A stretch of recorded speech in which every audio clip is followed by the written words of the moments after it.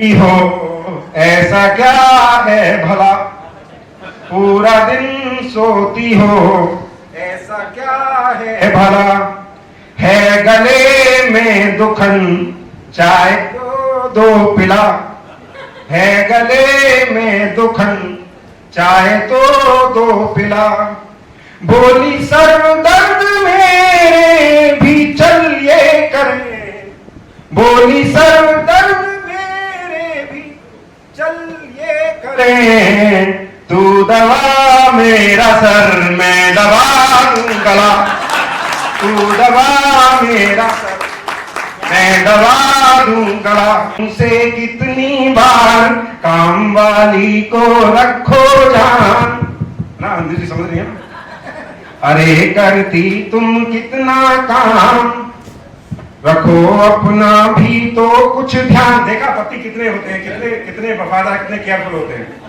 अरे करती तुम कितना काम, रखो अपना भी तो कुछ ध्यान, कहा है तुमसे कितनी बार काम वाली को रखो जान। अब पत्नी का रिप्लाई सुनिए, तुम्हारी नीयत समझी थी, तुम्हारे घर जब आई थी, भूल तुम गए मुझे है याद, तुम्हारी मैं भी बाई थी, तुम्हारी मैं भी बाई थी। चलो मैं शादी कर लेती हूँ, शादी होके आई तो पहली रात मतलब आई, उसके बाद सुबह हुई, राजकुमार जो शहजादा था वो शिकार खेलने चला गया, शिकार खेलने चला गया तो उसने एक बड़ा सा बैगन भिजवाया नौकरों के हाथ, और नौकर ने आके जो है उस बीवी को दे दिया, ब्राह्मण की लड़की को, कि भाई शहजादे ने ये भिजवाया है, और वो बड़ी परेशान उस बैगन को लेकर, बड़े से बैगन को, कि मैं इसका क्या करूं, क्योंकि बैगन की सब्जी भी बनती है, बैगन का भरता भी बनता है, बैगन भरमा भी खाया जाता है, और बैगन कच्चा भी खा सकता है, उसने तो सुनी रखी थी कि डंडे लगाएगा चार, तो मैं ऐसे क्या करूं, है ना।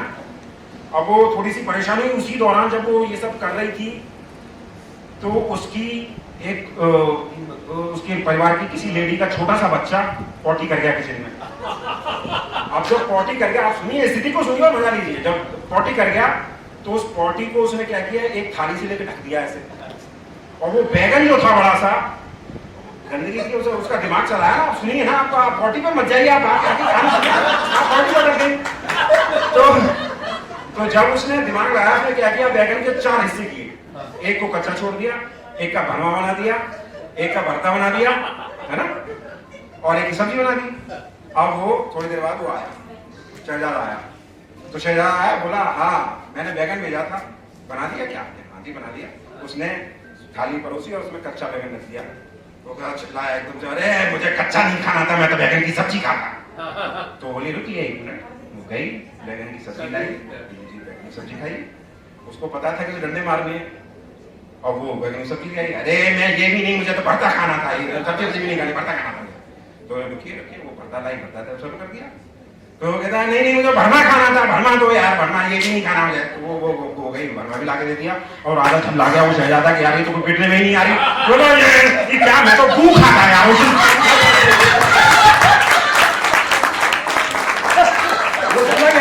तो यार मैं तो भूखा था, मैं मां डंडा से मारेगा। ये जो है ये नारियों में ही है हाजिर जवाबी, है ना, जो हाजिर जवाबी है कि भाई, और इनमें खासियत क्या है नारियों की कि आप क्या, मैंने हाजिर जवाबी की बात की, आप गलत सिद्ध नहीं कर सकते, मैं वहां से पकड़ा है गलत। अब मैं घर जाते जाते ये सोच रहा था कि यार इसे धो लूं या चाट लूं, मेरा बड़ा कंफ्यूजन था, करूं क्या यार।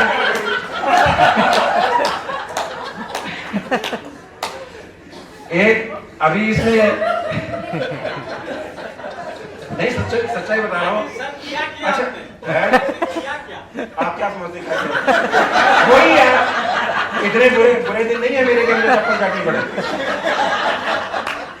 अच्छा कभी कभी ऐसी विकट स्थिति पैदा हो जाती है, ये कमबख्त, और आगे बैठने के बाद ये स्थिति होती है कि ये समझ में नहीं आता कि इससे कैसे जूझें, और वो देख भी तुम्हें रहा होता है, और भगवान जाने ऐसी क्या ये साइकोलॉजी है, क्या क्या स्थिति होती है कि आपका ध्यान जाएगा उधर ही बार बार, आप इधर करने की कोशिश करेंगे, उधर करने बोलने की कोशिश करेंगे, पर वो फिर उधर भी चल जाएगा। एक तू तो बहुत बढ़िया से होता है, वाह वाह वाह वाह कर रहा है। तो मैंने ऐसे जो नीरस होते हैं ना, नीरस, उन पर लिखा कुछ। मैंने कहा ये क्या कैसी प्रजाति है ये। तो मैंने कहा श्रोता देखे मैंने बहुत से, श्रोता देखे मैंने बहुत से, तू अनोखा रूप है मिला। श्रोता देखे मैंने बहुत से, तू अनोखा रूप है मिला। दोनों हाथ दोनों पेट का, क्या खता है मेरी देसिला, क्या खता मेरी जो देसिला। हिल रहा है डुल रहा न तू, बैठा तो हिल रहा न डुल रहा है तू, बंद है न खुल रहा है तू। हिल रहा न डुल रहा है तू, बंद है न खुल रहा है तू। मन है मेरा कुत्ता लाऊं और छोड़ूं तुझ पे और बोलूं छू। हिल रहा न डुल रहा है तू, बंद है न खुल रहा है तू। मन है मेरा कुत्ता लाऊं और तुझ पे छोड़ूं और बोलूं छू। भोलू जैसा आगे बैठा है, भोलू जैसा आगे बैठा है, सुन जैसा बढ़ गया है क्या। भोलू जैसा आगे बैठा है, सुन जैसा बढ़ गया है क्या। कुछ तो भाव भंगिमा दिखा, स्वर्ग को सिधर गया है क्या। कुछ तो भाव भंगिमा दिखा, स्वर्ग सा सिधर गया है क्या। अब एक आपको सीन बताता हूं कि क्या होता है कि हमारे यहाँ पश्चिम ये जो लोग इधर से हैं, मुझे लगता है कि ईस्टर्न यूपी में छंद बंद तो सुनाओ, सालियां भी जीजू जीजू करके सता रही। सासू ने बुलाया छंद बंद तो सुनाओ, सालियां भी जीजू जीजू करके सता रही। ये है चाची बुआ मामी और ये है बड़े फूफा। फूफा साला ऐसा लगता है कि उसके मुंह में मिट्टी का तेल भरा हुआ है ना। फूफा जाकर मुंह में मिट्टी का तेल भरे हुए होता है कि जब वो मुंह खोलेगा तो फेंक देगा, तो आग लगा देगा। सासू ने बुलाया आओ छंद बंद तो सुनाओ, सालियां भी जीजू जीजू करके सता रही। ये है चाची बुआ मामी और ये है बड़े फूफा, रिश्तेदार कौन क्या है हमको बता रही। वो ना सालियां से, ये मेरे बड़े पापा हैं, ये मेरे ये हैं। हाँ ठीक है, चलो ठीक है। ये है चाची बुआ मामी और ये है बड़े फूफा, रिश्तेदार कौन क्या है हमको बता रही। सच बोलूं बोल था मैं ढेर सा बैठा हुआ था, सच बोलूं बोल था मैं ढेर सा बैठा हुआ था। आधा सो रहा था और आधा जाग सा रहा। अब वो स्थिति ऐसी होती है, झोंके आ रहे होते हैं, है ना। बिल्कुल सही। और सर्दियों की शादी हो तो फिर तो कहने ही है। सच बोलूं बोल था मैं ढेर सा बैठा हुआ था, आधा सो रहा था और आधा जाग सा रहा। बार बार बोले सारे कुछ तो सुनाओ, पर मेरे खोपड़े में कोई छंद ही ना आ रहा। बार बार बोले सारे कुछ तो सुनाओ, पर मेरे खोपड़े में कोई छंद ही ना आ रहा। अब देखिए क्या स्थिति होती है कि वो बाजू में वो भी बैठी हैं, वो ऐसे घूंघट मारे बाद में जो शेर बन जाती है ना, शेरनी बन जाती है ऐसे ऐसे। और उस स्थिति में क्या हुआ कि जब मैं नहीं सुन रहा हूँ, मेरे खोपड़े में कुछ नहीं आ रहा, तो उधर से एक कौनी पड़ी ऐसे, उधर से साइड में बैठी। तो मैंने कहा कुछ तो सुनाओ सुनो, कौनी मार के वो बोली। कुछ तो सुनाओ सुनो, कौनी मार के वो बोली। सालियां भी ताने मार ले रही थी चस के। कुछ तो सुनाओ सुनो, कौनी मार के वो बोली। सालियां भी ताने मार ले रही थी चस के। सासू बोली रीत है सुना दो चार लाइनें ही, नेक जो मांगोगे वही देंगे हम हंस के। नेक जो मांगोगे वही देंगे हम हंस के। अब जब ये सुना तो मोटिवेशन, हमने कहा यार ये मौका अच्छा है। अब तो जो है श्योरिटी है कि कुछ मिल जाएगा। मैंने सुनो छंद में सुना रहा हूँ, अब बोला मैंने उन्हें छंद को सुना रहा हूँ। पूरा जो सुनोगे मंद मंद मुस्काओगे। अब बोला मैंने सुनो छंद में सुना रहा हूँ, पूरा जो सुनोगे मंद मंद मुस्काओगे। एक एक लाइन सुनोगे यदि गौर से तो वादा करता हूँ तुम भी साथ मेरे गाओगे। वादा करता हूँ तुम भी साथ मेरे गाओगे। और मुफ्त में तो ऐसे कोई छंद ना सुनाऊंगा मैं, मुफ्त में तो ऐसे कोई छंद ना सुनाऊंगा मैं, मेरी फीस है मांगी मुराद मुझे चाहिए। मुफ्त में तो ऐसे कोई छंद ना सुनाऊंगा मैं, मेरी फीस है मांगी मुराद मुझे चाहिए। कैश गाड़ी बंगला दहेज नहीं मांगता मैं, मुझे मेरी बीवी के ही 7 साली चाहिए, मुझे मेरी बीवी के ही 7 साली चाहिए, मुझे मेरी बीवी के ही 7 साली चाहिए। अब यार ये अब मैंने कह तो दिया, अब की भोला दिखता है। बीवी बोली मैं तो सोचती थी भोला दिखता है, नैन से नैन ना मिलावे शर्मिला है, उसकी सोच थी। अस्त्रों के गहने सजा हाथ में दुश्मन को ललकार दिया, अस्त्रों के गहने सजा हाथ में दुश्मन को ललकार दिया। अब स्थिति क्या है वो देखिए कि कोई अधर चबाता जाता था, कोई ट्रेगर दावे जाता था, कोई अधर गुस्से में कोई अधर चबाता जाता था, कोई ट्रेगर दावे जाता था, कोई घायल होकर भी धरती पर आगे बढ़ता जाता था। है शीत किसी को शिकन नहीं, तूफान किसी को ज्ञात नहीं, एक बोला ठंड बहुत ज्यादा, दूजा बोला कोई बात नहीं। दोनों में वार्तालाप हो रहा है और ठंड लग रही है, तो कह रहा है चल लड़ते हैं यार, क्या बात कर रहा है, लड़ते हैं चल। तो दोनों दो सैनिक वार्तालाप कर रहे हैं। कोई घायल होकर भी धरती पर आगे बढ़ता जाता था, है शीत किसी को शिकन नहीं, तूफान किसी को ज्ञात नहीं, एक बोला ठंड बहुत ज्यादा, दूजा बोला कोई बात नहीं। धान तो एक बोला ठंड बहुत ज्यादा, दूजा बोला कोई बात नहीं। घायल हो जाने पर भी कहता है चल कोई बात नहीं, उनका तो जिंदा आज यहाँ कल क्या हो जाए ज्ञात नहीं। धान धान तोपे हथगोले चलते चारों ओर जहां, ये चलना ध्यान से सुनिए। धान धान तोपे हथगोले चलते चारों ओर जहां, हमें सुरक्षित रखने वाले संकट में है पड़े वहां, जहां बर्फ हमेशा दिखती है, चारों सैकड़ों मील मील, और हर तरल जहां जम जाता है वह वीर हमारे क्रियाशील, हर तरल जहां जम जाता है वहां वीर हमारे क्रियाशील, हर तरल जहां जम जाता है वहां वीर हमारे क्रियाशील। जहां पे तेल तक जम जाता है वहां पे वो सैनिक लड़ते हैं। हनुमान थप्पा याद होगा जो कितनी फीट गहरी बर्फ में ग्लेशियर में मिला हो, उसकी गहरी वो इसी स्थिति में लड़ते हैं। इनकी बात कर अब आप अगली 4 लाइन फिर सुनिएगा और आपका आशीर्वाद मिले। दादा आप सुनिएगा इस ध्यान से कि वो खेल बहादुर ही खेलेंगे जिसमें गिरवी रखी जान, वो खेल बहादुर ही खेलेंगे जिसमें गिरवी रखी जान, जिसने ऊंची समझी जीवन से इस धरती की आनवान, जीवन जो समझे तुच्छ भेंट जब लगे देश पर एक दाग, और एक सूर्य किरण भी फीकी है जब जलते हैं ऐसे चिराग, एक सूर्य किरण भी फीकी है जब जलते हैं ऐसे चिराग, एक सूर्य किरण भी फीकी है जब जलते हैं ऐसे चिराग।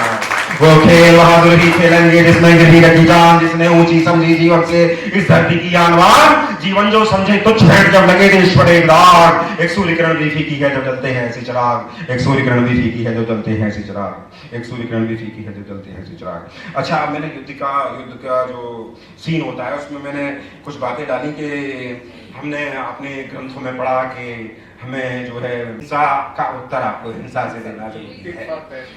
तब मैंने लिखा कि सुनिएगा कि समरभूमि में काम कहां बापू के उन उपदेशों का, समरभूमि में काम कहां बापू के उन उपदेशों का, रणभूमि में काम कहां रामायण गीता वेदों का, नहीं काम उस प्रेमी प्रियतम से संगम की यादों का, नहीं काम उस प्रेमी प्रियतम से संगम की यादों का, नहीं काम उन कस्मों का और किए गए उन वादों का।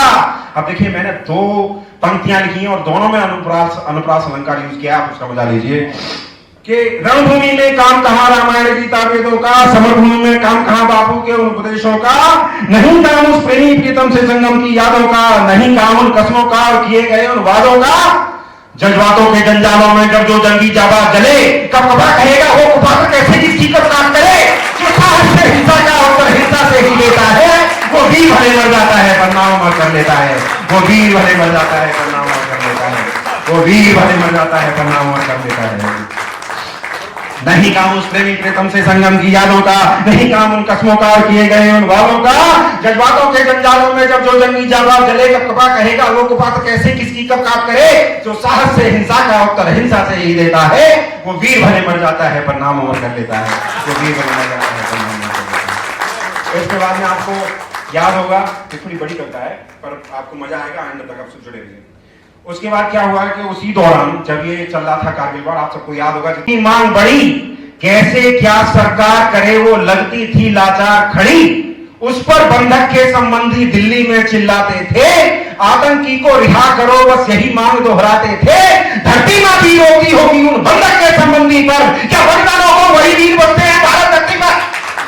क्या बलिदानों को वही वीर बचते हैं भारत धरती पर? बस अपनों की खातिर ही वो खून हजारों माफ किए, बस अपनों की खातिर ही वो खून हजारों माफ किए, कितनों को लाइन से भुना और कितने जिंदा खाक किए।